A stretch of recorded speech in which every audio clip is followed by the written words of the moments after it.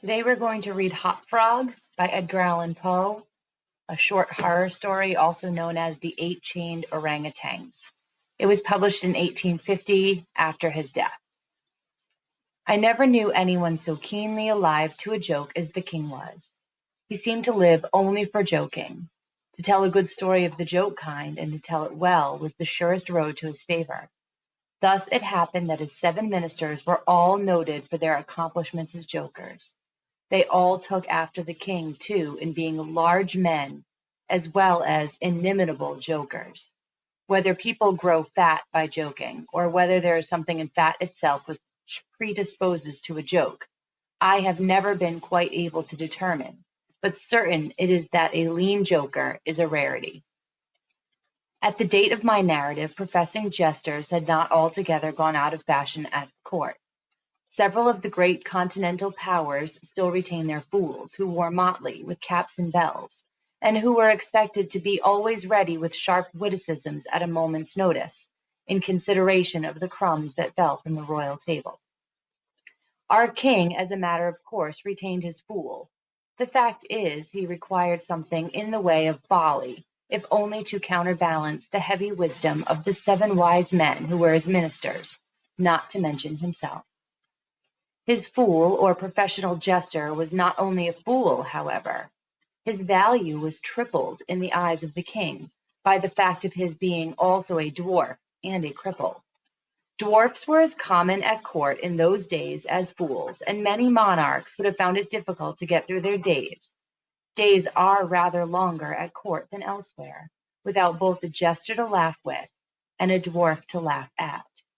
It was no small source of self-satisfaction with our king that, in Hop Frog, this was the fool's name, he possessed a triplicate treasure in one person. I believe the name Hop Frog was not given to the dwarf by his sponsors at baptism, but it was conferred upon him in general by consent of the several ministers on account of his inability to walk as other men do. In fact, Hop Frog could only get along by a sort of interjectional gait, something between a leap and a wriggle, a movement that afforded unlimitable amusement and, of course, consolation to the king, for the king by his whole court was accounted a most important figure. But although Hop Frog, through the distortion of his legs, could move only with great pain and difficulty along a road or floor, the prodigious muscular power which nature seemed to have bestowed upon his arms, by way of compensation for deficiency in the lower limbs, enabled him to perform many feats of wonderful dexterity, where trees or ropes were in question, or anything else to climb. At such exercises he certainly much more resembled a squirrel or a small monkey than a frog. I am not able to say with precision from what country Hop Frog originally came. It was from some barbarous region, however, that no person ever heard of, a vast distance from the court of our king.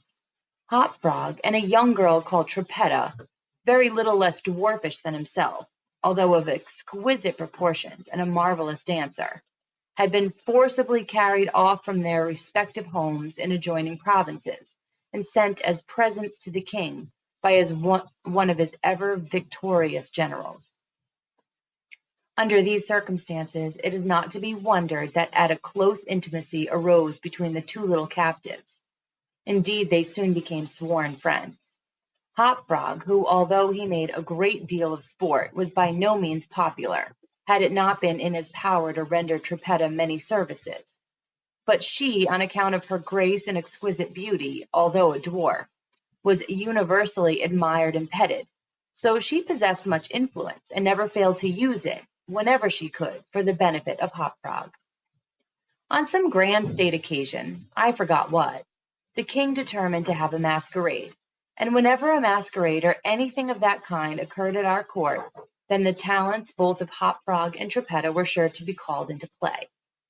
Hop Frog, in especial, was so inventive in the way of getting up pageants, suggesting novel characters, and arranging costumes for masked balls, that nothing could be done, it seems, without his assistance.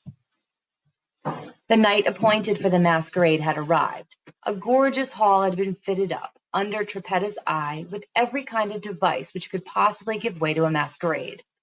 The whole court was in a fever of expectation. As for costumes and characters, it might well be supposed that everybody had come to a decision on such points.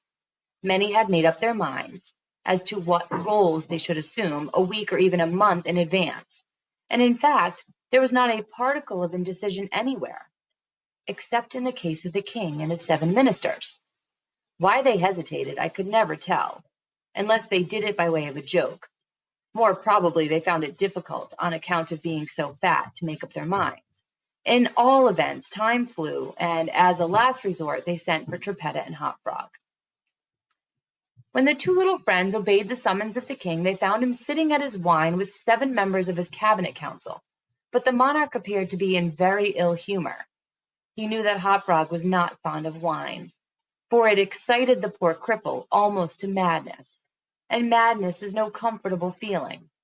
But the king loved his practical jokes, and took pleasure in forcing Hop Frog to drink, and, as the king called it, to be merry. "Come here, Hop Frog," said he, as the jester and his friend entered the room. "Swallow this wine to the health of your absent friends." Here Hop Frog sighed. "And then let us have the benefit of your invention. We want characters, man. Something novel, out of the way. We are wearied with this everlasting sameness. Come drink. The wine will brighten your wits." Hop Frog endeavored, as usual, to get up a jest in reply to these advances from the king, but the effort was too much. It happened to be the poor dwarf's birthday, and the command to drink to his absent friends forced the tears to his eyes. Many large, bitter drops fell into the goblet as he took it humbly from the hand of the tyrant. "Ha, ha, ha!" roared the latter, as the dwarf reluctantly drained the beaker. "See what a glass of good wine can do. Why, your eyes are shining already." Poor fellow! His large eyes gleamed rather than shone, for the effect of wine on his excitable brain was not more powerful than instantaneous.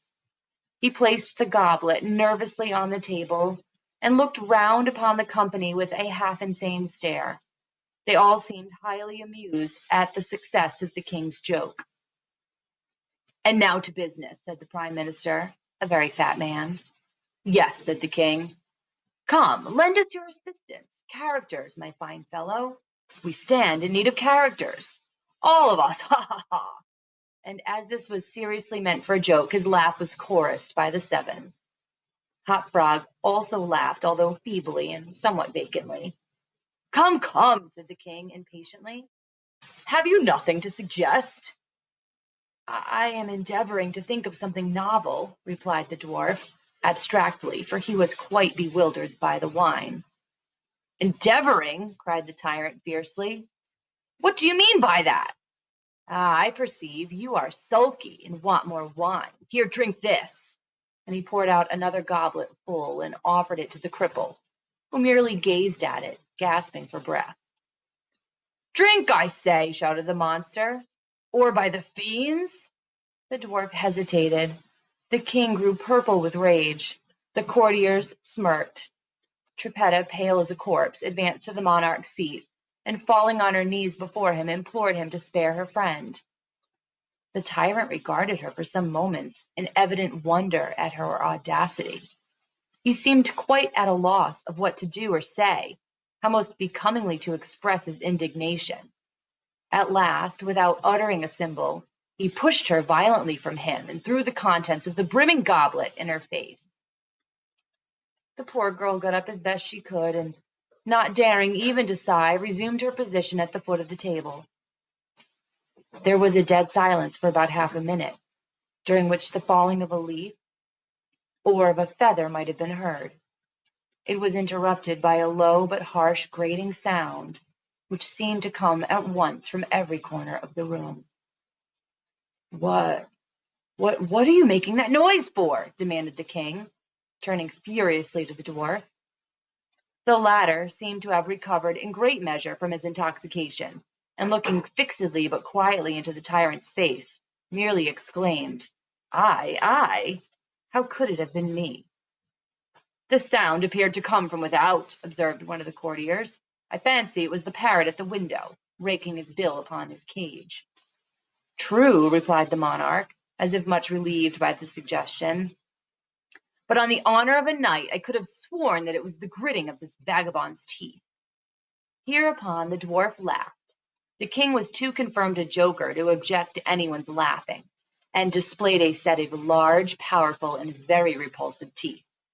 Moreover, he avowed his perfect willingness to swallow as much wine as desired. The monarch was pacified, and having drained another glass with no very perceptible ill effect, Hop Frog entered at once and with spirit into the plans for the masquerade. I cannot tell what was the association of idea, observed he, very tranquilly, as if he had never tasted wine in his life. But just after your majesty had struck the girl and thrown the wine in her face, just after your majesty had done this, and while the parrot was making that odd noise outside the window, there came into my mind a capital diversion, one of my own country frolics, often enacted among us at our masquerades. But here it will be new altogether. Unfortunately, however, it requires a company of 8 persons. And, well, here we are, cried the king, laughing at his acute discovery of the coincidence. 8 to a fraction. I and my 7 ministers. Come, what is the diversion? We call it, replied the cripple, the 8 chained orangutans, and it really is an excellent sport, if well enacted. We will enact it, remarked the king, drawing himself up and lowering his eyelids. The beauty of the game, continued Hop Frog, lies in the fright it occasions among the women. Capital, roared in chorus the monarch and his ministry. I will equip you as orangutans, proceeded the dwarf. Leave that all to me. The resemblance shall be so striking that the company of masqueraders will take you for real beasts, and of course they will be as much terrified as astounded. Oh, this is exquisite, exclaimed the king. Hop Frog, I will make a man of you. The chains are for the purpose of increasing the confusion by their jangling. You are supposed to have escaped from your keepers. Your majesty cannot conceive the effect produced at a masquerade by 8 chained orangutans, imagined to be real ones by most of the company, and rushing in with savage cries among the crowd of delicately and gorgeously habited men and women. The contrast is inimitable. It must be, said the king, and the council arose hurriedly, as it was growing late, to pull in execution the scheme of Hop Frog. His mode of equipping the party as orangutans was very simple, but effective enough for his purposes. The animals in question had, at the epoch of my story, very rarely been seen in any part of the civilized world, and as the imitations made by the dwarf were sufficiently beast-like and more than sufficiently hideous, their truthfulness to nature was thus thought to be secured. The king and his ministers were first encased in tight-fitting shirts and drawers. They were then saturated with tar. At this stage of the process, some of the party suggested feathers, but the suggestion was at once overruled by the dwarf, who soon convinced the 8, by ocular demonstration, that the hair of such a brute as the orangutan was more efficiently represented by fur. A thick coating of the fur was accordingly plastered upon the coating of tar. A long chain was now procured. First it was passed about the waist of the king and tied, then about another of the party and also tied, and then about all successively in the same manner. When this chaining arrangement was complete, and the party stood as far apart from each other as possible, they formed a circle, and to make all things appear natural, Hop Frog passed the residue of the chain in 2 diameters at right angles across the circle, after the fashion adopted at the present day by those who capture chimpanzees or other large apes in Borneo. The grand saloon in which the masquerade was to take place was a circular room, very lofty, and receiving the light of the sun only through a single window at the top. At night, the season for which the apartment was especially designed, it was illuminated principally by a large chandelier, depending by a chain from the center of the skylight, and lowered or elevated by means of a counterbalance as usual. But in order not to look unsightly, this ladder passed outside the cupola and over the roof. The arrangements of the room had been left to Trippetta's superintendence, but in some particulars it seems she had been guided by the calmer judgment of her friend the dwarf. At his suggestion it was that, on this occasion, the chandelier was removed. Its waxen drippings, which in weather so warm it was quite impossible to prevent, would have been seriously detrimental to the rich dresses of the guests, who on account of the crowded state of the room could not all be expected to keep out of its center, that is to say, from under the chandelier. Additional sconces were set in various parts of the hall, out of the war, and a flambeau emitting sweet odor was placed in the right hand of each of the caryatides that stood against the wall, some 50 or 60 altogether. The 8 orangutans, taking Hop Frog's advice, waited patiently until midnight, when the room was thoroughly filled with masqueraders, before making their appearance. No sooner had the clock ceased striking, however, than they rushed, or rather rolled in all together, for the impediments of their chains caused most of the party to fall, and all to stumble as they entered. The excitement among the masqueraders was prodigious, and filled the heart of the king with glee. As had been anticipated, there were not a few of the guests who supposed the ferocious-looking creatures to be beasts of some kind in reality, if not precisely orangutans. Many of the women swooned with affright, and had not the king taken the precaution to exclude all weapons from the saloon, his party might soon have expiated their frolic in their blood. As it was, a general rush was made for the doors, but the king had ordered them to be locked immediately upon his entrance, and at the dwarf's suggestion the keys had been deposited with him. When the tumult was at its height, and each masquerader attentive only to his own safety, for in fact there was much real danger from the pressure of the excited crowd, the chain by which the chandelier ordinarily hung, and which had been drawn up on its removal, might have been seen very gradually to descend, until its hooked extremity came within 3 feet of the floor. Soon after this, the king and his 7 friends, having reeled about the hall in all directions, found themselves at length in its center, and of course in immediate contact with the chain. While they were thus situated, the dwarf, who had followed noiselessly at their heels, inciting them to keep up the commotion, took hold of their own chain at the intersection of the 2 portions which crossed the circle diametrically and at right angles. Here, with the rapidity of thought, he inserted the hook from which the chandelier had been wont to depend, and in an instant, by some unseen agency, the chandelier chain was drawn so far upward as to take the hook out of reach, and as an inevitable consequence, to drag the orangutans together in close connection and face to face. The masqueraders by this time had recovered in some measure from their alarm, and began to regard the whole matter as a well-contrived pleasantry. They set up a loud shout of laughter at the predicament of the apes. "Leave them to me!" now screamed Hop Frog, his shrill voice making itself easily heard through all the din. "Leave them to me. I fancy I know them. If I can only get a good look at them, I can soon tell who they are." Here, scrambling over the heads of the crowd, he managed to get to the wall, when, seizing a flambeau from one of the caryatides, he returned as he went to the center of the room, leaping with the agility of a monkey upon the king's head, and thence clambered a few feet up the chain, holding down the torch to examine the groups of orangutans, and still screaming, "I shall soon find out who they are." And now, while the whole assembly, the apes included, were convulsed with laughter, the jester suddenly uttered a shrill whistle, when the chain flew violently up for about 30 feet, dragging with it the dismayed and struggling orangutans, and leaving them suspended in mid-air between the skylight and the floor. Hop Frog, clinging to the chain as it rose, still maintained his relative position in respect to the 8 maskers, and still, as if nothing were the matter, continued to thrust his torch down toward them, as though endeavoring to discover who they were. So thoroughly astounded was the whole company at this ascent that a dead silence of about a minute's duration ensued. It was broken by just such a low, harsh, grating sound as had before attracted the attention of the king and his counselors, when the former threw the wine in the face of Trippetta.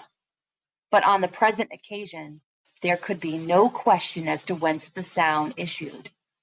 It came from the fang-like teeth of the dwarf, who ground them and gnashed them as he foamed at the mouth and glared with an expression of maniacal rage into the upturned countenances of the king and his 7 companions. "Aha!" said at last the infuriated jester. "Aha! I began to see who these people are now."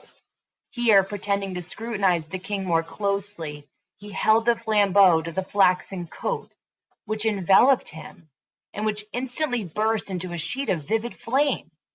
In less than half a minute, the whole 8 orangutans were blazing fiercely amid the shrieks of the multitude who gazed at them from below, horror-stricken, and without the power to render them the slightest assistance. At length the flames, suddenly increasing in virulence, forced the jester to climb higher up the chain, to be out of their reach, and as he made this movement the crowd again sank for a brief instant into silence. The dwarf seized his opportunity and spoke once more. "I now see distinctly," he said, "what a manner of people these maskers are. They are a great king and his 7 privy councillors, a king who does not scruple to strike a defenseless girl, and his 7 councillors who abet him in the outrage. As for myself, I am simply Hop Frog, the jester, and this is my last jest." Owing to the high combustibility of both the flax and to the tar to which it adhered, the dwarf had scarcely made an end of his brief speech before the work of vengeance was complete.